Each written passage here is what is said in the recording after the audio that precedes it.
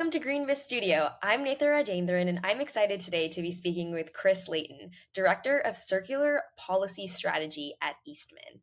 Hey, Chris, how are you doing today? Thank you so much for joining us. I'm good. Good meeting you, Nethra. How are you? Doing well. I have a lot of questions for you, so let's just get right into it. But, for the last few years, we've seen a huge surge in innovation around recycling technologies.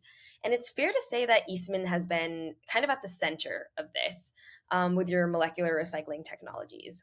As Eastman considers new innovations to advance the circular economy, what factors do you all take into consideration?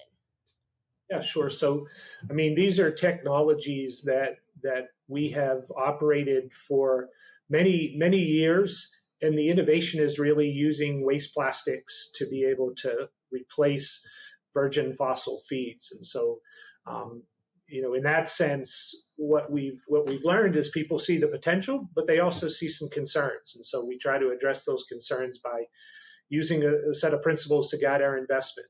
In short, we're only investing in these technologies when they're material to material, right? Not waste to fuel. We're only investing in them when we can get that finished product with a lower greenhouse gas emissions than we otherwise. We're only investing in them when they're truly complementary to the mechanical system, and they complement them in a couple ways. One, we can recycle the waste from the mechanical system. Two, we actually can recycle a wider variety of waste materials. And then lastly, because you go back to the basic building block, we can produce a finished product that gets recycled content into different applications. Last principle is sort of around transparency, and that was initially the tracking and tracing of the recycled content. More recently, it's a lot more about the waste and emissions and community impacts that these technologies may or may not have. So those have guided our investments in these technologies. Great. I like to see this guiding set of principles that you guys have present. And we think about the demands around recyclable content and how it's continuing to grow. There's also regulations that go hand in hand with that, and they're coming online and they mandate recycled content targets. And we're seeing an increase of imports between regions to meet those goals. How do you think this situation impacts circularity and the work that Eastman does particularly? How does it impact circularity? Sure, Nethra. First off, Eastman is generally an advocate for free trade.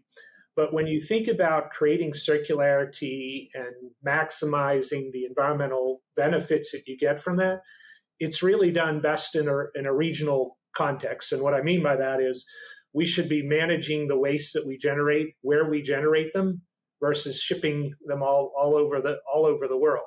And if you even think about circularity and needing reuse as part of that, that's best done regionally. And maybe I'll illustrate what I mean by that when in kind of the context of PET, the material that we're most familiar with.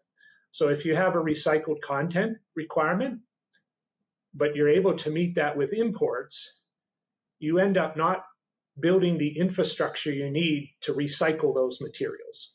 And so what happens is you see recyclers here in the U.S. end up struggling. You see municipalities discontinue recycling programs because it's not profitable. And so for us, if you really want to maximize the environmental impacts or outcomes, you do that regionally. You'll increase recycling rates. We'll see more or less material end up in a landfill. You'll see a greater reduction in greenhouse gas emissions. And lastly, you'll see consumers have an increased faith and confidence in the recycling system. And that's best accomplished regionally for sure. Thank you for those insights.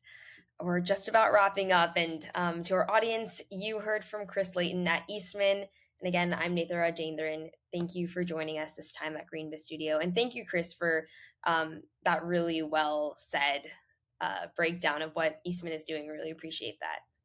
Thank you, Nate. It's a pleasure to be here.